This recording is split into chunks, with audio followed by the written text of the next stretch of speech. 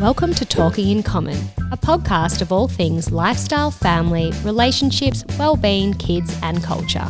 This is not a how-to, but an insight into the lives of ourselves and others and how we all manage to get by.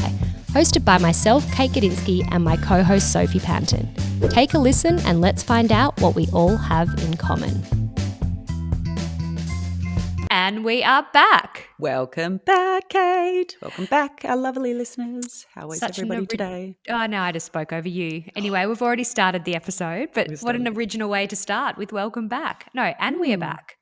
And we are back. That's right. Now, today is a effing glorious day outside on this day that we record. And as much as I love being in front of this microphone and in front of your face, I really would just want to get this done and get outside. I'm frothing to get to the pub. No, more like the playground, let's be honest. Might meet you there. I'm dying to get outside too. It is, oh my God, there's a crashing coming from my house. Oh gosh. Everything okay over there? Everything is okay over here. Okay. As long as, everything is okay. Should we start again? No, that's all good. We're all good. Okay. No, it is an absolutely glorious day. You're right. So we need to quicken this up. A word? Quicken? Quicken. Move things along. Move things along. Let's start with you. How are you? How's your lactation going, my love? Oh, I don't know why I just felt the need to put my hands on my boobs when you said that. It's a natural reaction, a very natural reaction. Because they just started to tingle as soon as you asked me. Yeah. Isn't that weird, that feeling? So weird. My lactation is going pretty good. Yeah? Pretty good. That's good. Good to hear. Have you still got the night sweats happening? Oh, do you know what's really funny actually that you just asked that? I feel like they went away for a couple of weeks. And then just over this last week, maybe like Otis was feeding a bit more, I think. I feel like I'm getting them back. Yeah. Oh, it's yeah. Really bizarre. It's like they're coming and going a bit, but not as bad as what they were. Oh. Yeah, in the beginning it's like full on. It's like a slippery dip. I still have them. I think it's like a permanent postpartum hormonal something for me. Every night. Yeah, I never used to be like a night sweater.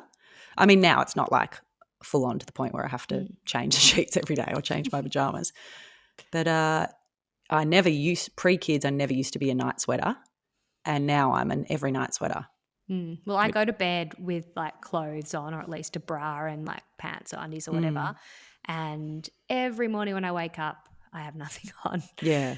Because you got to strip it off. As he wakes up, I feed, and then like one boob leaks, and then I feel like the first few weeks I had it a little bit more under control. Like I'd have like a breast pad in, or I'd have one of my like leak-proof bras on, and now I'm a bit all over the place because that's just what happens. And anyway, it gets me every time. I start feeding him on one side, and then I'm like, oh my God, and I look at the other side, and my top or my bra is soaking wet. Yeah. So the whole thing has to come off. It's quite funny, isn't it? Like when you first have your baby, you're like, I've got all the right things in place. I've got this little routine. These are the things that work, that make me feel good. It's like as the week goes on and you're just more tired and it's more chaotic, it's just like I'll use that wipe that I already used for something else. I look at the bedroom floor now and there's like a nappy thrown somewhere. Yeah. There's like swaddles. There's just sweaty pajamas, baby onesie that's needed to be changed. Where again, those first few weeks I'd like get up and I'd put the nappy in the nappy bin and I'd put his dirty clothes in the thing. Now it's just like, oh my God, what time is it? No, that's just getting piffed somewhere on the floor. Yeah, whatever you can do to get by. Seriously, to get back to sleep, I say. Yeah. I feel like what we have in common lately is, I mean, look, we're talking all about baby stuff again because that's the era that we're in again now that you're back on the baby train, which I love it because I'm still in the baby era. Back in the baby era. But we were talking on the phone the other day about the good old pram struggles. Oh my It's been a good few years since you've used a pram, so you're like relearning for the first time. 8 weeks in and I'm still not all over it. I feel like I've used the pram quite a bit, but I've had it set up at home.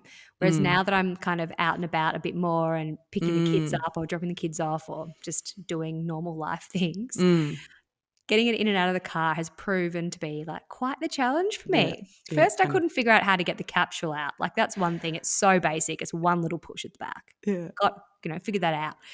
But the other morning I was dropping the kids off at school Mm. and I got the capsule out of the car and I was like, great, I got the pram base out, put that up and then realised, oh, okay, the adapters aren't on. So I Oh, was of like, right. course. So what am I going to do now? He was asleep in the capsule, so I put the capsule down. I'm like, I'll just fold the base back up, put it in the car and I'll just carry the capsule.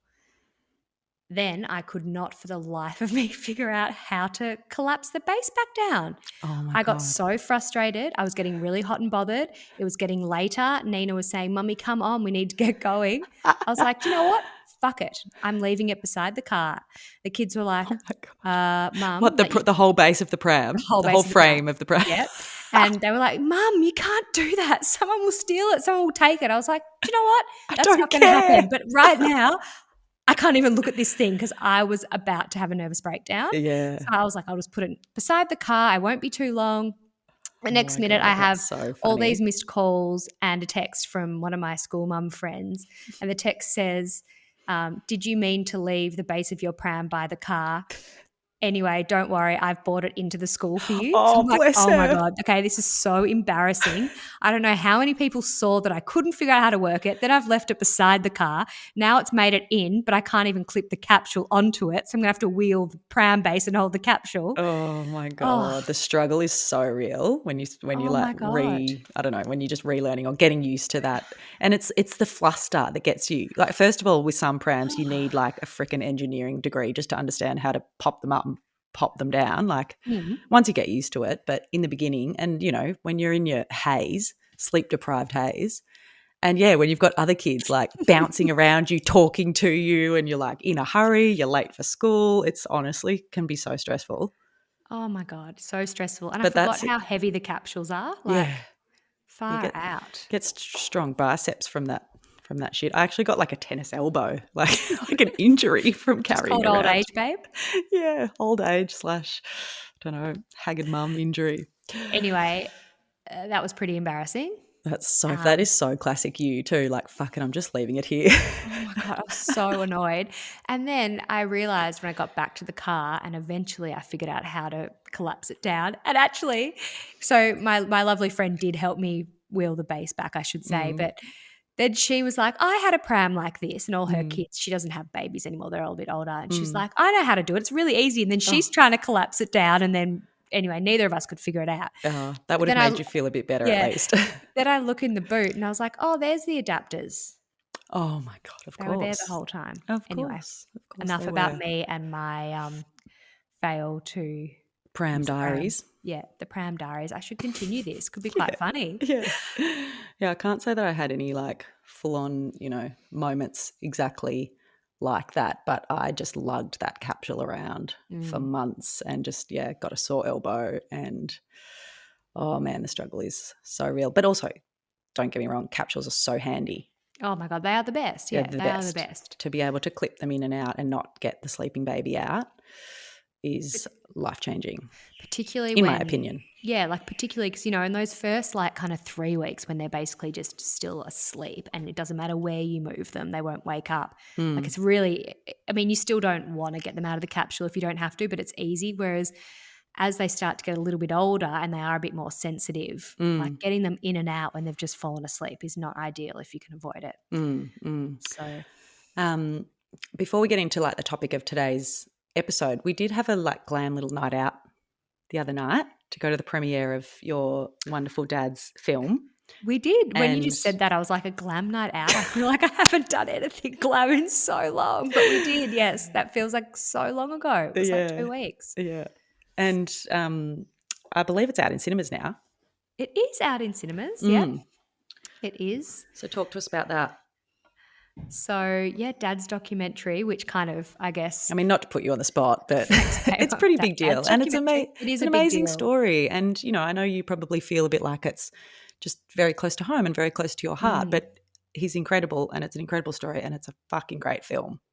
It is a really good film. And I think it really does reflect him and who he was very, very well. Like the director and the producer, they've done an amazing job of it. And yeah, it was pretty amazing even for me to watch it, and I've seen it a couple of times now and just reflect back on all the incredible things that he did throughout his life and his career. And I think it's probably it's really inspiring. I think it would be like a really inspiring documentary for lots of different people. He was really someone that kind of built his incredible legacy from, right from the bottom all the way up to the top. And he worked really, really hard. It was so inspiring. It was so inspiring to watch, and I can't wait to watch it again because it all just sort of happened so quickly, and the excitement of seeing it for the first time and, obviously, the emotional factor of sitting right next to you when I watched it for the first time too was all quite overwhelming, but I can't wait to watch it again because,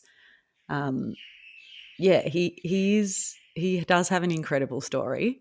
And he's very passionate and a character, such a character and such a pioneer, he gave no fucks. Like if he wanted something and he saw the value in it and the potential in it, he just went for it. And well, as he always used to say, you've got to be a leader, not a follower. Yeah. And he was certainly that. So yeah, he was.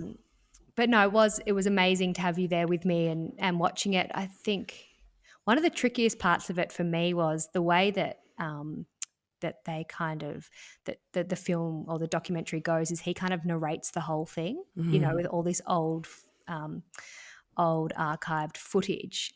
So he narrates essentially the whole story, and obviously it goes in and out of him speaking with other people on there talking about him and about different kind of memories and different stages throughout his life and his career. But I found it quite I found it pretty tricky to listen to him the whole time, but then comforting in other ways too, being able to hear his voice. So it was kind of a mix of emotions. That mumbling, raspy voice of his that you can barely understand.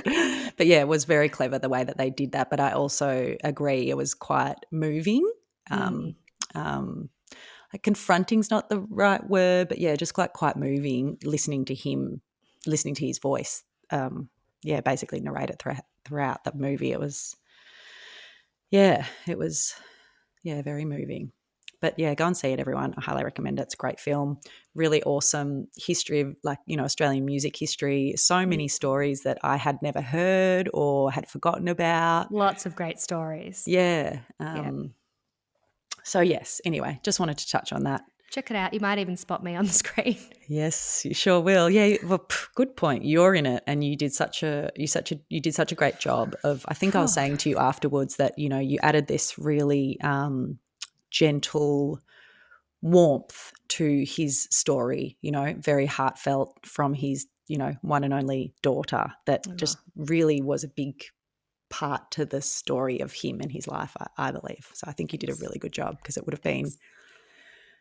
Really hard to do that at the time. It was not long after his passing that you did that, that you and your whole family did those interviews. So it was so tricky, actually. I remember because at the time when we were going to do it, I really, it wasn't that I didn't want to do it, but I just didn't want to do it then because I felt like I wasn't ready to be talking about him and his story, because obviously I was still coming to terms with the fact of him not being here. So it just didn't feel right to be talking about how he used to be or how he was. Totally. I get that. So that was definitely challenging, but I was not going to not do it, Yeah, exactly. But, still really brave. So well done. Thank you. All right, well, let's talk about today's episode. Yes. Are you feeling more organised than ever? I think I will be after we have this chat. I'm not feeling more organised than ever. Yeah, this is why it's a good time to talk about it because we're in different phases of our lives and our parenting journeys. But to, give a bit of an intro and a bit of context, we thought that it would be really beneficial for you guys that are listening or watching just to talk about the different challenges that have risen for us since becoming parents, and also the solutions that we've found to manage those challenges. Because I was actually thinking the other day, my eldest daughter, Honey, is 3.5, or, she's closer to 4 now. And so I've been a parent for almost 4 years, which isn't really that long. It's absolutely flown, but it's really not that long. And I was kind of thinking about it in relation to if I had changed careers, or changed, a completely different job or something like that, you'd still feel very new at it, even after 4 years. You'd still be like, I've got so much to learn. There's so many other people with so much more experience and all this sort of thing. And I often feel like that with parenting, like you kind of put this expectation on yourself, or you're expected to just like be a mum, be a dad, like overnight. But the reality is like you have to learn how to do it on the job. Totally. And there's so many other things that come up aside from just parenting, and it depends on what your situation is, but there's domestic duties around the house, there's balancing working and parenting, there's relationship strain, like all of these things that you have to navigate in the moment at the time, and it's a lot. And just when you feel like you've got something figured out or you're in a good groove, like you'll get thrown a curveball. Or as you said, like honey, she might be, I was about to say 4.5, she might be 3.5, nearly 4. But then once she's 5 and then 6, as she starts to change, you'll see different challenges will arise. There'll be different things that you're trying to figure out, and you'll be doing things in a different way. So you can kind of never get too comfortable with where you're at, because we're forever changing. Yeah. So the thing, like, for me at the moment, and we were speaking a little bit more about it the other day, because you've got a new baby, so you're in that, kind of deep stage of just totally caring for the baby and getting used to that new phase of adding another child to the family. And we were talking about different things about or different ways of like how you stay on top of life, basically, how you stay organized, how you stay well communicated, like how you stay just on top of the daily grinds. Yeah. Basically. And I think we've talked about it before, but I see you as a rather organized person, and I'm sure I've mentioned it before, like I'm a very disorganized person. So I have been on this path since having a second child, and since other life circumstances have changed, I've been on this path to get organized. I think you're doing quite well. Thanks. You definitely seem a bit more organised than what you used to Do be. I? You probably feel more hectic than ever, but I feel like a little bit, yeah. Oh, in what kind of ways? You're like, really? Really? Oh my God. Yeah. I don't know. You just seem to be a bit more organised. Like you're better with communication, I reckon. Okay. Better with your phone, babe, which is, that's one thing. Big for me. Big for me. I just feel like you're getting more things done. You're doing more. Yeah, I feel like you're a little bit more organised. Yeah. Well, as of late. Sorry, I could be more specific, but you can share. Yeah. Oh, well, I mean, I'll take it as a compliment because I'm trying really fucking hard. How's me? You're good on your phone. No, well, that's no. Well, I mean, you know that as my close friend that I'm terrible with my phone. I'm like the last, I'm so shocking at replying to text messages. I barely answer my phone. It's like stuck in another room for half the day. In the fridge half the time. Yeah, in the fridge half the time. Like, I'm just not very good at that device being connected to me all the time. And also it's a bit of a trigger. It's a bit of an anxiety trigger for me too. Like if I'm in the zone of trying to do something else and the phone randomly rings, or I get an email that pings at me that I wasn't expecting, or a text or something, I get a bit flustered and I kind of go into avoidant mode. Like, oh, I'll deal with that later when I can put my mind into it. Whereas like with you, for example, I feel like you're more like what satisfies you is to just get it done. Yeah. Like just respond and put it out of your mind. So everyone's really different. It's pros and cons to both though, because I can often rush things, but I get maybe more things done sometimes, but then you will take your time and maybe get a better result because you won't rush it. You know what I mean? Like you say though, pros and cons to both. Pros and cons to both. Yeah. Or my grammar is usually shocking. Forever correcting your grammar, Forever correcting my grammar. And yes, I know the difference between being and been now, by the way, everyone, in case you were listening to a recent episode. So anyway, that whole mini series was worth it just so you could learn the spelling between the two. Anyway, back on track. Back on track. So, yeah, so we thought we'd go through, I suppose, like, what the top standout challenges are for each of us and the stages that we're at, and then also the top standout solutions. And, in the hope that anyone tuning into this just picks up a great tip and it helps them.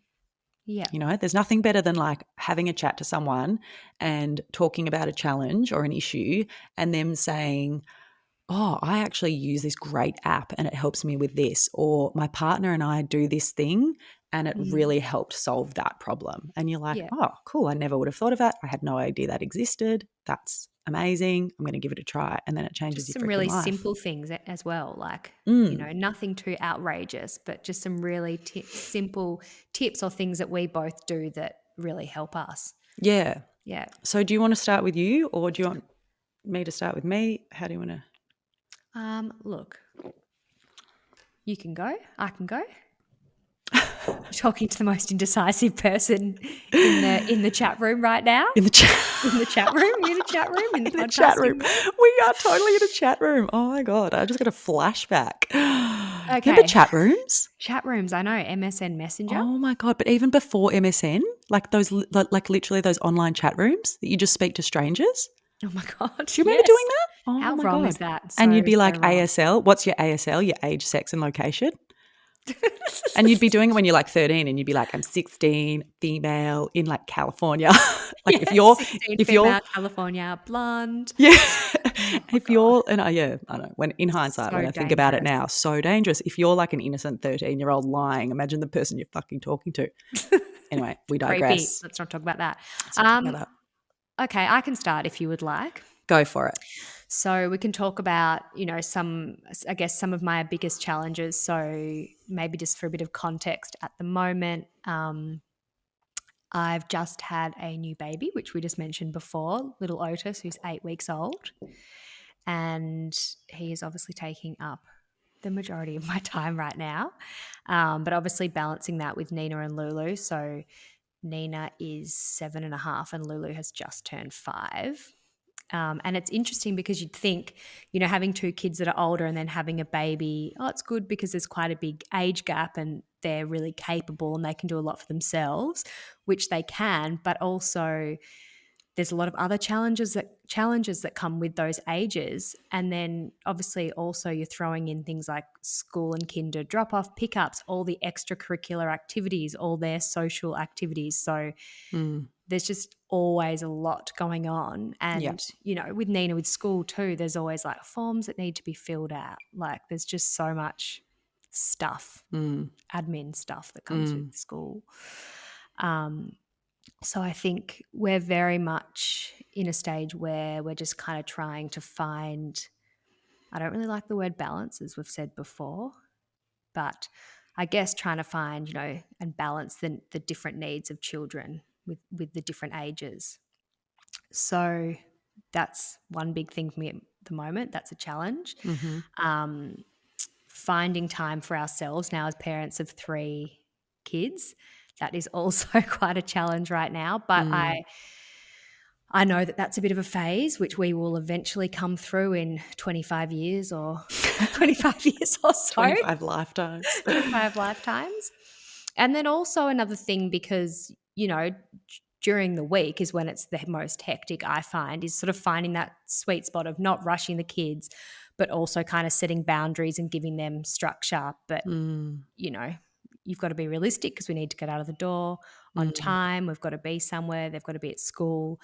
So we can't really just kind of go with the flow during the week.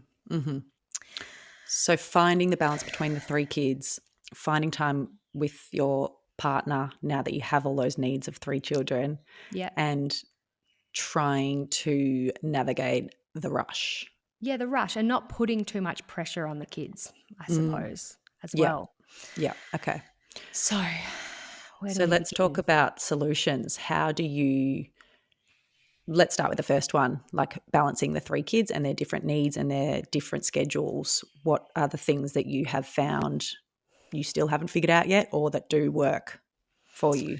I think for balancing the 3 kids is for for my husband and I. So with the situation we're in, he's very, very flexible with work and often works from home. So that is helpful, very helpful.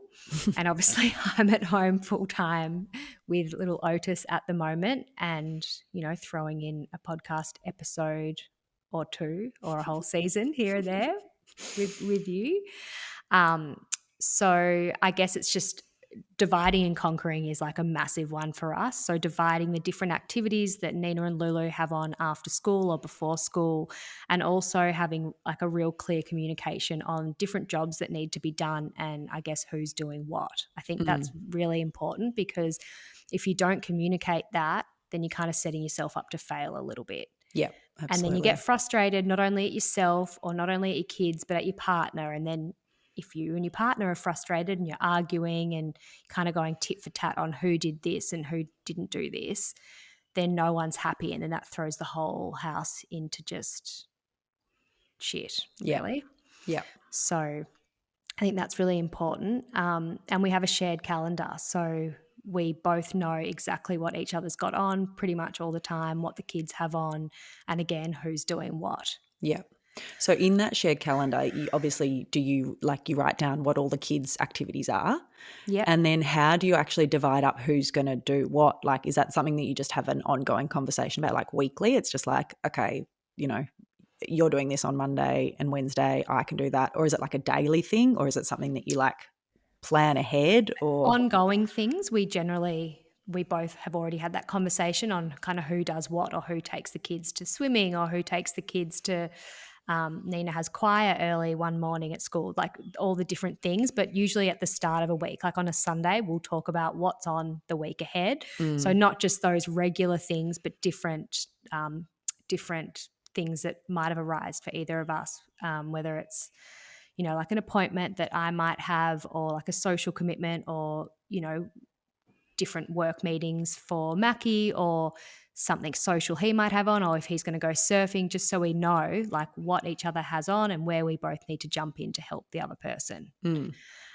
So yeah, it's always a conversation at the start of the week. And then we also have ongoing things, like every Monday he always takes the girls to swimming. Yeah. And I know that. Yeah. So if for some reason next Monday he can't take them, he'll let me know on the Sunday, and then we'll figure that out. Yeah. But I think communication is really important. So important.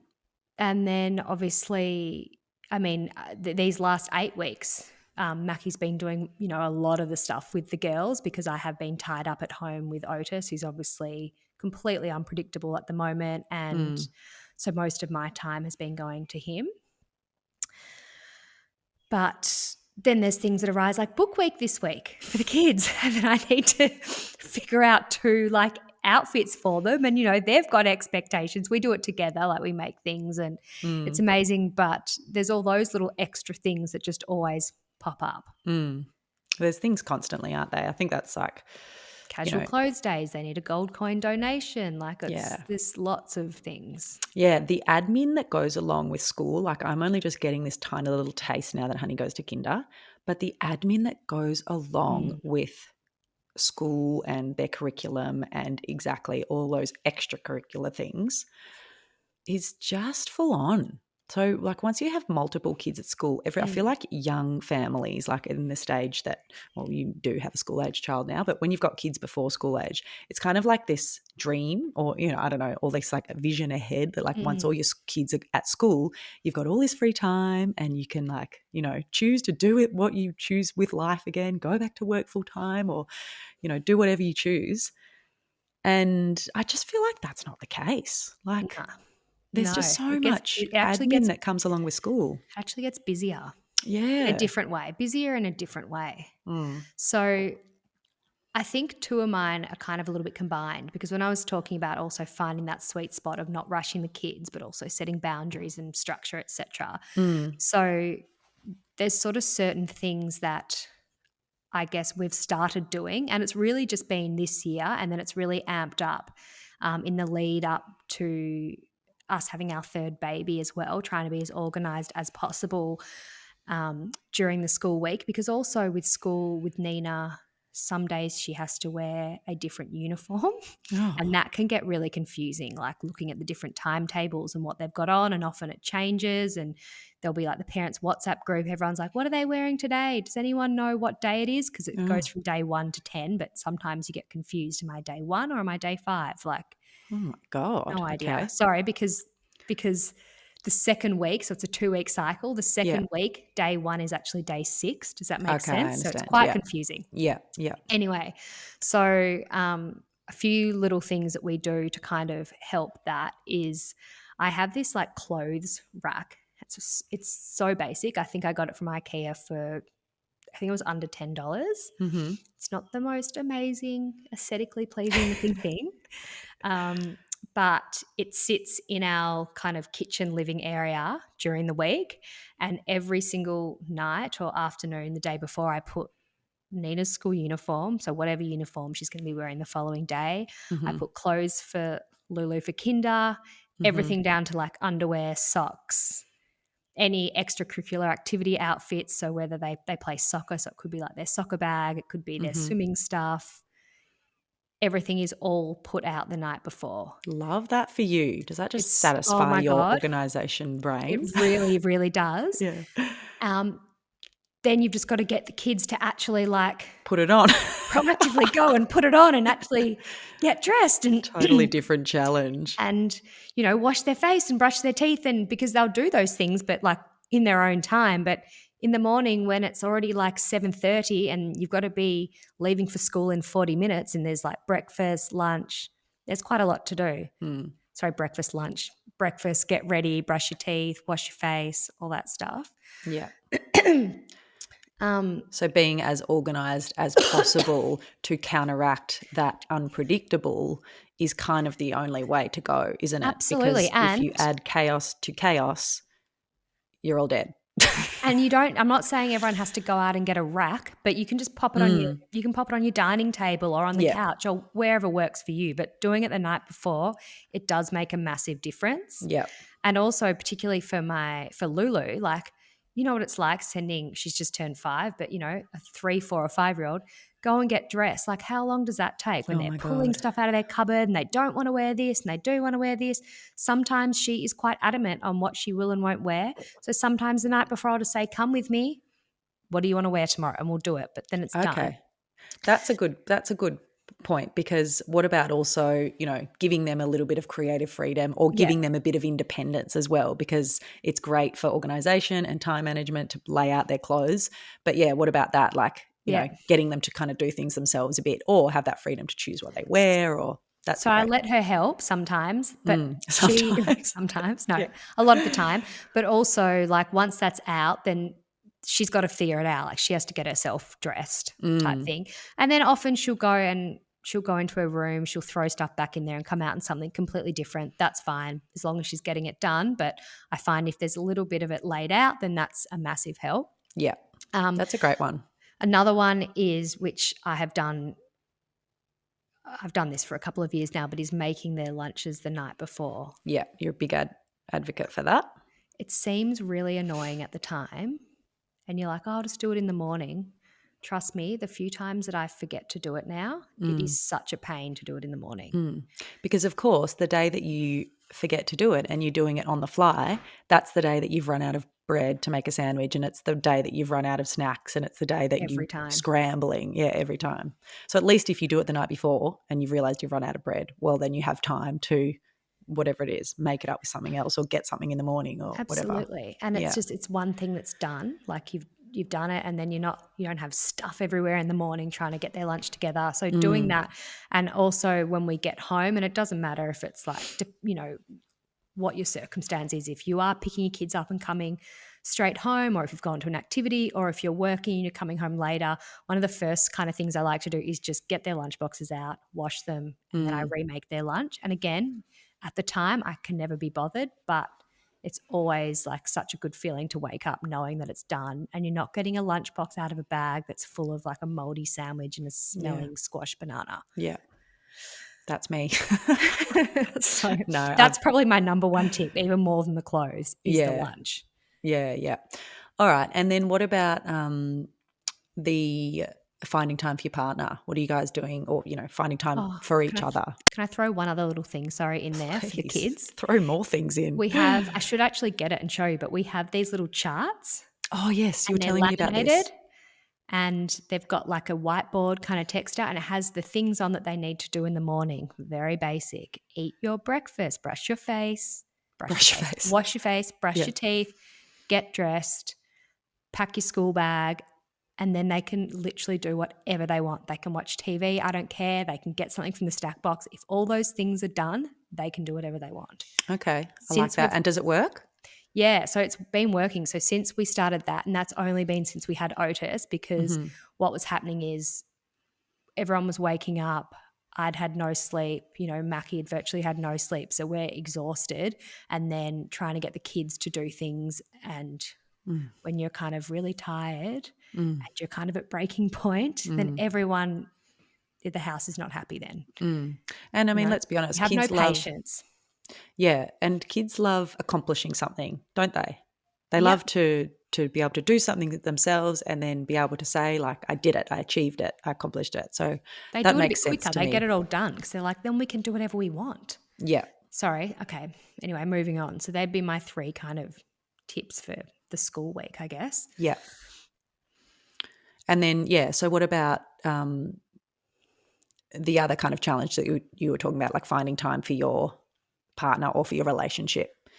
Yeah, so I think with that one, I kind of meant obviously for our relationship and time together, but also time to be able to both do things that we want to do, like time for ourselves, really. Yes, okay. Huge one, isn't it? Which that is quite tricky at the moment with the stage that we're in, because there's literally no time. And I feel like we had figured it out pretty well. Like we were onto a pretty good groove with the ages that the girls were at, but now, or even so though, like just this term and this year, like they've got more out of school things, so that gives you less time. And then now we have a baby that's like no time. So again, like communication is a big one, and that teamwork of like, okay, if you want to go and do this at this time, like I can pick up that extra slack here that will allow you to do that. And then I guess it works both ways. Then when it's my turn and I want to do something, like Mackie will kind of do the same. So figuring out where that's going to work best, I guess, for both of us, but also, which I think you and I were talking about before this, is just surrendering to the stage that we're in a little bit, which I've found a lot easier this time than I think he has, because I'm like, I know that this is just where I'm at. Yep. Like it's not my time to just have free time to go and do what I want all the time. Yeah. And just going like, this is what this stage is, and this is where all my time is pretty much required. It's not going to be forever. So I found that a lot easier, I think, this time around. But I think now we're kind of a couple of months in, we're sort of starting to be able to do little things again that we both want to do. That's good, because it is so important. Yeah, just it's more for your manageable. own health and well-being. Yeah, it's becoming a bit more manageable to have all 3 kids together at the one time. Like that's quite tricky. I bet. No, it's a bit hectic. Yeah. Yeah. Well, that's why it's a good time to talk about this, because as soon as you throw another child into the mix, everything changes. Like you were just saying, you're in a good groove before when you had the 2, and at the ages that they were at, you were, doing things for each other, allowing time for yourselves, and you had a good kind of routine with that. But yeah, you throw another child into the mix and you start again. Well, with the ages that they're at, it's easy to be like, okay, cool, well, you'll just take them to do this, or you'll do this like while I go and do this. But now it's like, okay, there's those 2, and then there's a tiny little baby who's unpredictable, who might need me to feed him. Yes, he'll take a bottle. It might need a feed, or might need a sleep, or might need all these different things, or you might not know what he needs. And that's trickier when you're trying to divide your time between them all. So absolutely. Yes. That's what has triggered this process of trying to be more efficient with my time, and my partner and I together, we kind of got to a point where everything did feel very out of control and we felt extremely time poor. somewhat out of control, very stressed, very overwhelmed, and something had to change. And that's since having a second child, and our life changing again.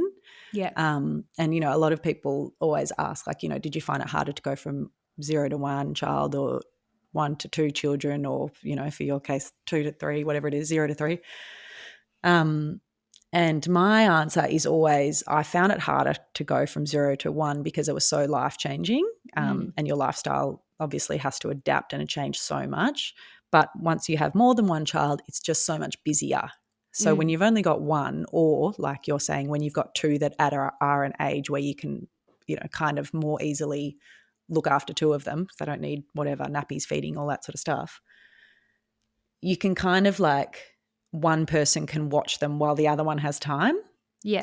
But when they both need you so much, one has to have one, the other has to have the other, and then you're left with no time for yourselves. Yeah.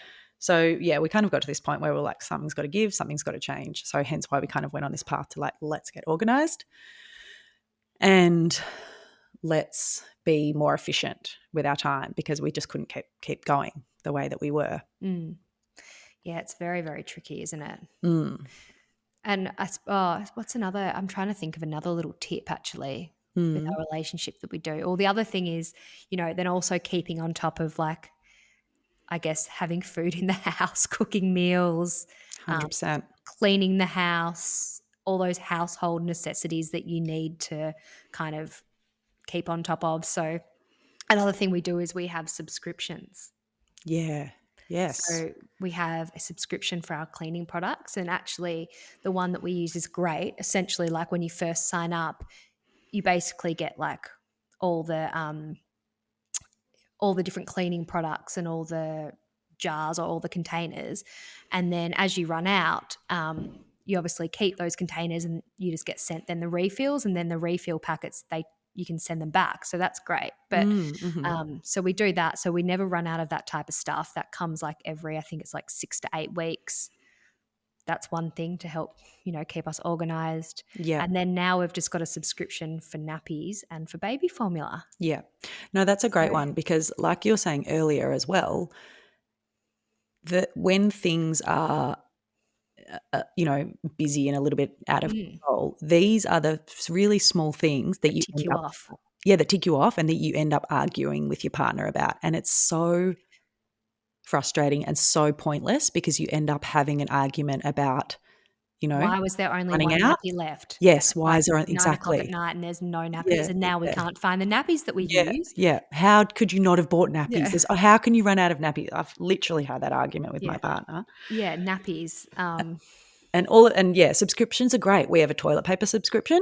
Yeah. Amazing. Same. Never have to think about it. And so good. Coffee subscription, all the staples, all of the things that you like are absolutely non-negotiables. Yep. Get a subscription for them. A lot of these companies, you can you end up saving customize the timing of them too. So you can customize it to you. So we still haven't figured out the nappy one and the formula one yet. So I think at the moment it's coming like fortnightly, but you can change that. And actually the other week Otis changed nappy sizes and so easily went on, updated it, and they sent us the new size the next day. Yeah, perfect. So, and then you just get back into your cycle again. So that is a huge win, I think. Yeah. You should get onto the nappy subscription if you don't do that. Yeah. We've forever got the nappy problem. Oh, my God. Great. Good one. So anyway, they're just a few little things that I do. Food prep is another one, but that's not that interesting, and I'm sure a lot of people do that. Yeah, it's a big one for me. Food prep, yeah. Okay, so do you want me to tell you? Let's move on to you and all your tips and tricks. Issues. Let's talk about your biggest challenges. Okay, so my biggest challenges that I have found in this, new parenting era are time and time management.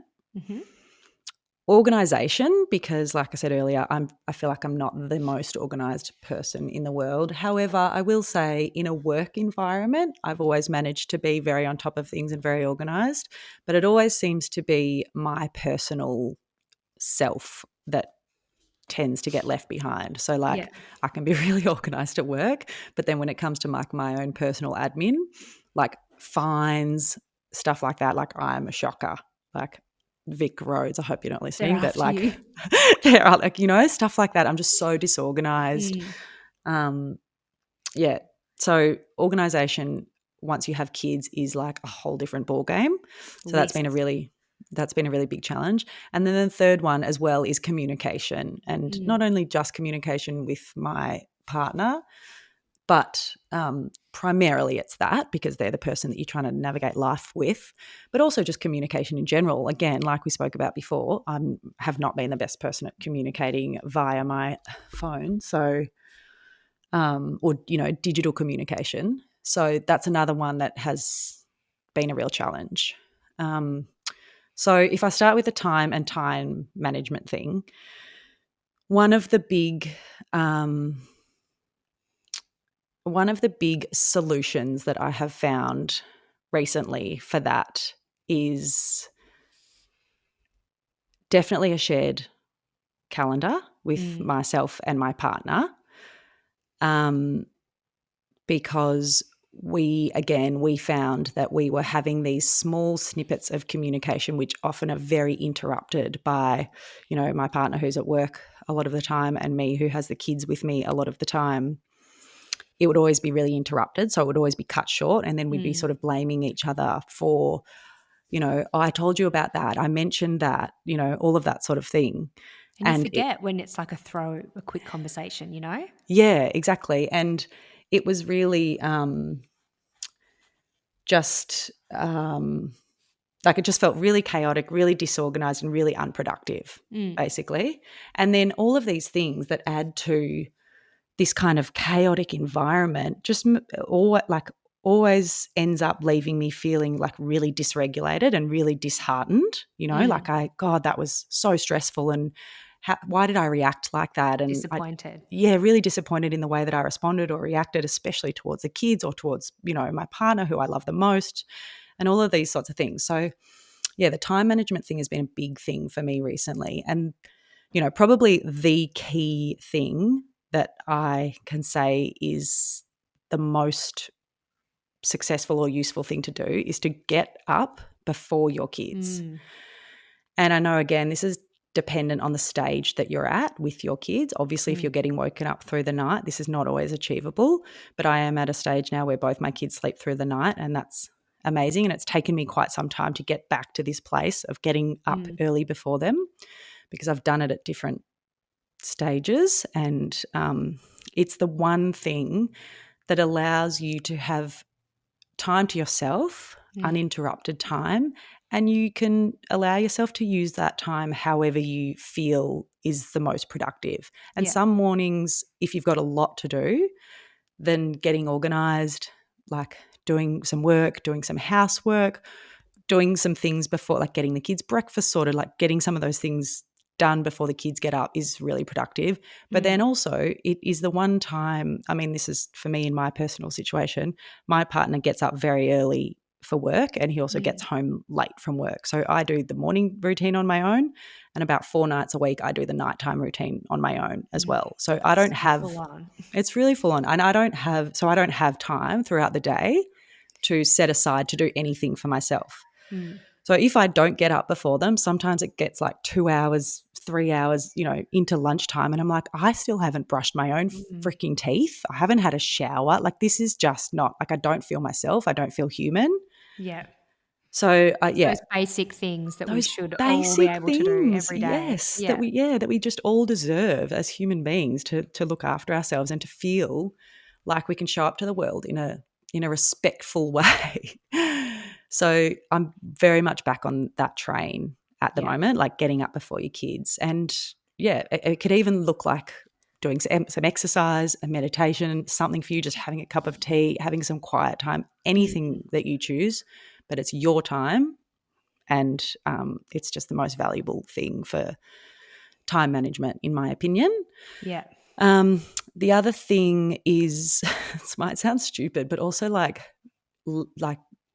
might sound stupid, but just to lower your standards a little bit as well. There's only so much that you can fit into one day. And if you are looking after kids at the same time as trying to do other things, it's really challenging and really difficult. Like, kids require a lot of your attention and a lot of your energy, and as soon as you take that attention and energy away from them, they're at you more. They need you more. They want more as soon as you do anything, even just get on the phone. Right. As soon as they're not talking to you or nowhere near you, they're happily doing something. You get on the phone and then they need something. We always say this, don't we? Every time. Yeah. As soon as we pick up the phone or I open up my laptop or something, Honey's climbing all over me, touching my computer, whereas 5 minutes ago she was happy Play-Dohing. Yeah, no, seriously. And then it's because they can sense it, and they can see. I don't want to do Play-Doh anymore. I just want to sit on top of you. Yeah, they like can when you feed a baby. Yes. You found that with Honey? Yeah. Yeah. If you're with the other child wants you more. Yeah. Yeah, they can just sense that, particularly devices and screens, they just suck the attention from them directly into something else. So they're like, I'm going to go for that device that sucks the attention away from me. So trying to juggle those two things are really difficult. So I think just being more realistic, lowering your standards about what you can actually get done if you are trying to look after kids at the same time. And, just being more realistic about what you can achieve in one day. And then the other thing with time, and this also then ties into communication and organisation, but is that, Aidan and I have found that another thing that we were finding hard to juggle was communicating about our finances. And you'd be constantly calling each other I got this bill, have you paid this bill? Or, there's new interest rate things, or we have to adjust this, or, all of these sort of things, bills, fines, mortgages, investments, savings, anything to do with that. It comes up in conversation a lot. Yeah. And it's often a bit of a drainer of a conversation. Such a drainer. Let's be honest. Particularly if you don't know who's doing what or who's paying what. Yeah, exactly. So we started this new thing called Money Mondays. Ooh, and Money Mondays. We sit together every Monday night and talk about our finances. Yeah. And it sounds so unsexy and so boring, but I have to tell you, it has taken away this niggling, frustrating, constant thing that would linger every day into just a dedicated time slot where we come into it with a right mind frame. We know we're going to talk about it. We often sit and do it over a glass of wine. Time for it. And that's the time for it, because Aidan would ring me. He's the one working. He's the one bringing in the income for the family at the moment. So he's the one thinking about it a lot more. He's the one stressing about it, all of these sorts of things. And he'd kind of come at me at these random times in the day, and I'd just be like, I'm not in the mind frame. I can't deal. Don't bring this up right now. Yeah, it's don't want to talk. It's not the time. Yeah. So that's honestly been life-changing, and you can make it a thing. Like I said, we sit and do it over a glass of wine, and we just get it done, and it's so much better. But how much better than just randomly talking about it all through random times of the week, the night, the day, which, as you said, that becomes really stressful. Monday nights when we talk about this stuff, if there's something we need to sort out or something that's bothering us, that's when we talk about it. Yeah. And so something like that, I think, is important. Yeah. And I mean, the same concept can work for whatever your challenge is. If it's planning, if it's housework, if it's whatever your challenge is within your home or within your relationship, dedicate some time and sit and have that meeting once a week. It's great. And the way that we manage the admin of it, we actually, just your notes app on your phone. Yeah, you can share your notes. And so we just write dot points, and when those things do spring to our mind, we just put them down in the notes rather than calling each other randomly and being like, what are the bank details for this account? I've got to pay this and blah, blah, and making it the other person's problem. You just put that thought down onto the notes, and you know that you're going to sort it out on Money Monday. Can I throw one little thing in actually about what you just said, is one that Mackie's really into spreadsheets, as you would know. And so he has done this for years, and he got me on board maybe a year or two ago, like a spreadsheet that literally has all your login details, like all your passwords, like I've got a personal one, then we've got like a shared one, because as you said, otherwise I would always be ringing him or he'd be ringing me being like, what is the login for this? What's the little passcode for this? And then you get really frustrated with each other. Totally. That's a great one. I have Excel that spreadsheet. I have that too for all my own passwords. And you and I now have the same thing, which I think Mackie set up for us for this podcast. Because you guys need a shared Excel spreadsheet. I think we were doing the same thing. Like, Doc. what's the Instagram password? How do we get into the website? And I think Mackie was like, set up a master doc, which has all your passwords and all of that sort of thing. In saying that, in mentioning that, anyone that has a small business or is working or has any colleagues in any sense of the word, Google Docs is fucking genius, isn't it? That's what we use for this podcast. Good. And it is so efficient, so easy to use. It saves automatically. You can both work simultaneously on the same document. You can see where someone's made changes. You can be on there at the same time and look at save each other big writing files live. Yeah, that's genius in my opinion. So that's how I feel about time. They're the things that I've implemented about time. Organisation, shared calendar. I use the Gmail Google Calendar. I find it really easy. You can color code it. You can set reminders. You can do all the things. That's genius for me, and I actually live by it. I was never like much of a calendar person before. I actually really used to love to write things in a diary. That is still good. Like handwriting lists can be good when you want to just have a list next to you and tick stuff off. But 2023, babe. Yeah, and you need to be able to share this with other people because communication.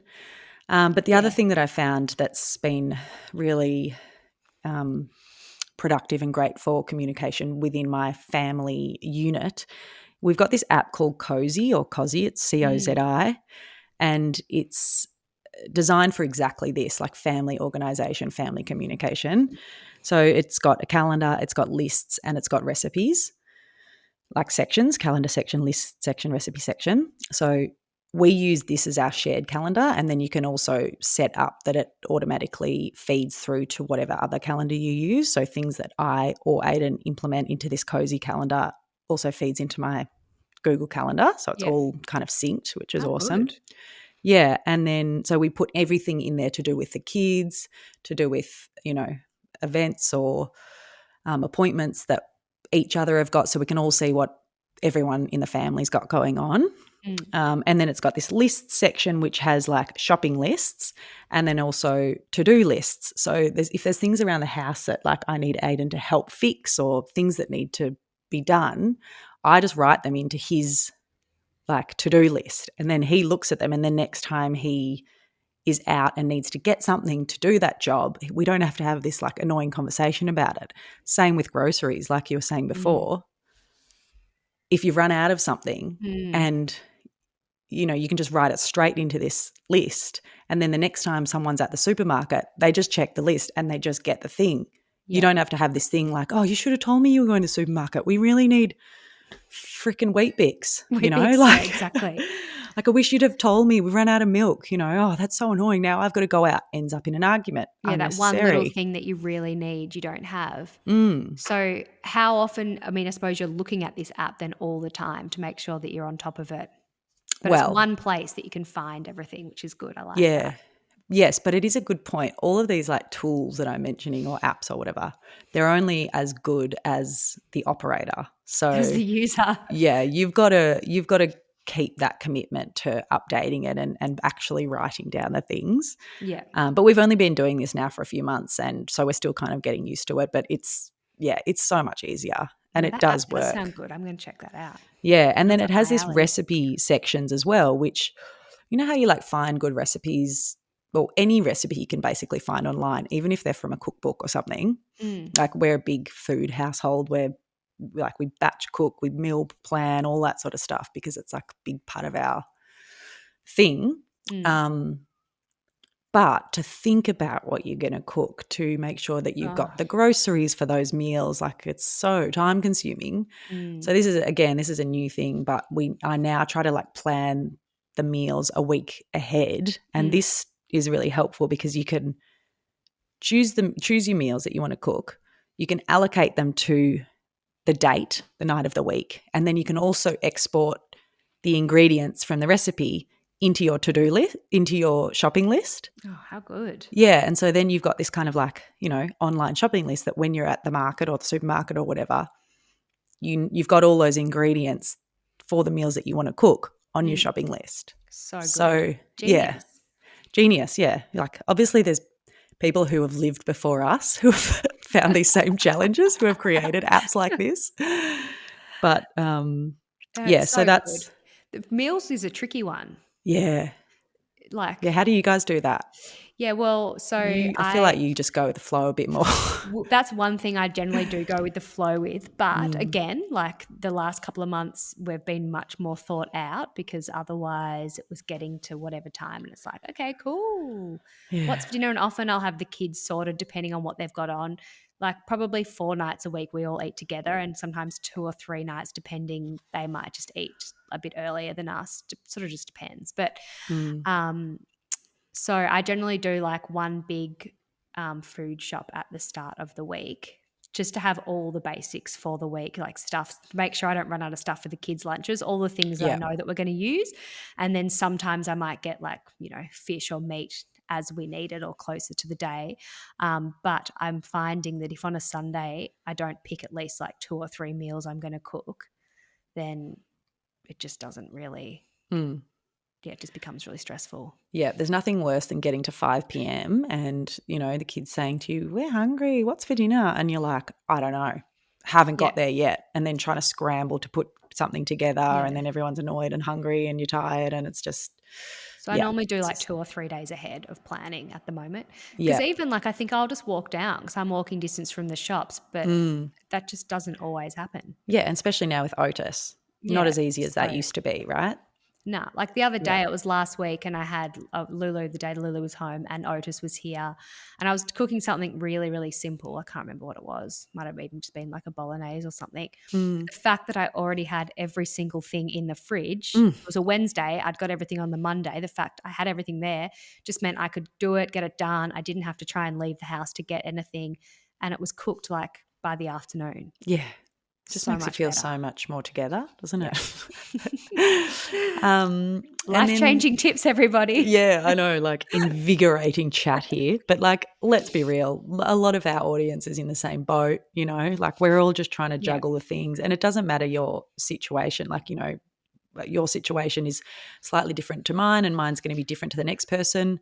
I'm at home with my kids. I'm sort of lucky in the sense that, my work can be on and off, a little bit flexible. And at the moment, I'm not working much. I'm mostly at home with the kids, which is harder than any work that I've ever done. But even if you work full time or you're a stay-at-home mum, whatever the situation is, all of these little tips, they're for everyone. They're for everyone. Like if you have a family and you're trying to just get through the day to day, all of these things can help everyone. Like your situation might be a bit different, but they're helpful for everyone. So then the last thing, like on communication, a couple of things that have helped for me are, like you mentioned before, the group chats. They're actually really school group or kinder group chats or something. They're actually really helpful to just get quick information. Like if you're like, oh shit, is today a dress up day? I feel I read a notice somewhere about that, but I don't know. Quickly tap into the group chat. There's heaps of people in there, all in the same boat, so people respond really quickly. It's great. In saying that, though, I've spoken to quite a few kinder mums who then have multiple other children and they've got like 18 group chats, and then it's like I have so many group chats now. Just from Peter and Lulu, there's like 3 or 4, not 18, but there's a few different group chats. If some of the groups are now redundant, it's because if it's last year's class, leave the group. Get out of there. Only use the ones that are relevant. The school one, like Nina's year 2 parents WhatsApp, literally every morning someone's writing about a uniform, a casual clothes day, a school excursion, is it swimming? Like there was one before, has anyone seen so-and-so's jumper that's gone missing, or so-and-so's goggles? Like there's a lot to remember, and That is very helpful. Much quicker than actually going on the special app that the school provides with all the information right there. Yeah. This is like a really small little thing, but I was in a group chat with a group of girlfriends the other day and we're trying to find a date to have a catch up. We've all been there, right? Everyone's throwing a million dates around. No one can find a date that suits everyone. And one of my friends put this little poll up on the WhatsApp group. Yeah. I was like, fucking genius. Instead of everyone writing 18 texts, I can do this date, but not that one, but this time, but not that time. She just listed all the dates and you just click on the dates and then whichever date ends up with everyone clicked on it, that's the winner. Date. That's the date. I was like, genius, time hack, time saver. Love this. Talking about this in the episode. And then that's about it. The only other thing with communication is that now that we have all of these little systems in place between my partner and I, our daily conversations are now more like just checking up on you. I know you had a really shit day yesterday, just checking how you're feeling, or miss you, love you, how's your lunch, just more caring, nice, and not just like, you didn't pay that bill or whatever it is, all that stuff that ends up being an argument. So that's why this stuff, I know it sounds maybe a bit, I don't know, boring but that's why I think it's important, all this sort of stuff. So important. And I think one thing that I think we've said this before on lots of different episodes, but I actually think key to a lot of this stuff, once again, is communication. Yeah, it's the key. It's the golden key. It's the golden key. Yes, teamwork's great and all that stuff, but particularly with a lot of these things and when you have families, you've got to, as we've said, divide and conquer a lot and everyone's in different situations and but communication is the number one. Yeah. So, I mean, we're obviously very passionate about this because we've been talking about it for over an hour now. And if you're still listening, good on you guys. Love you for that. I'm not using my time very well because there's a multitude of things I could get done when we stop recording before Otis wakes up. Although I feel like I can kind of already hear him stirring. So that probably ain't going to happen. But this is where you just got to lower the standards, babe. Surrender. One other last little thing that I want to add that we were just talking about before we started recording was that having all of these things in place is great and it's helpful to get through the daily grind, but it's also very important to sometimes just let go as well. Let it go, as Elsa said. Yeah. Such a mum thing to say, sorry. Yeah. So you know what I mean? Yeah. Like sometimes it's just as empowering to just let go of all the shit as well. And whether you have to have a weekend away or be on holidays to do that, then so be it. Do that. Yeah. But just don't let it go throughout the school week. That's my one tip. Yeah. You'll regret it. You'll regret it. But that's the thing. The only person that's going to lose then is you. No, you are so right. We've just got to let things go sometimes and just go with the flow. Yeah. Remember those days? Yeah, gosh, like a distant memory. You could just go out for a drink or come home as the sun's coming up or after it's already come up. Oh, they were the days. Oh, miss that version of us. I know, seriously. Now we're up breastfeeding when the sun comes Time up. to pump and dump, babe. We need a good old night out. I've actually never pumped and dumped, to be honest. All right. Well, good chat. Great chat. That was great. Hopefully you guys have gained something from that. And if you have, share it with a friend who needs it. Absolutely. I hope, you're right. I hope we have shared some great tips, which I think we have. And yes, a lot of them are very simple, but I feel like they are tips that can work for anyone in any situation. Yeah. So, I mean, we're no experts, by the way. We're just learning as we go, but I feel like we should write a book now. On that? On that specifically? Schedule in some time. Yeah. All right. Bye for now. Bye, love. Bye.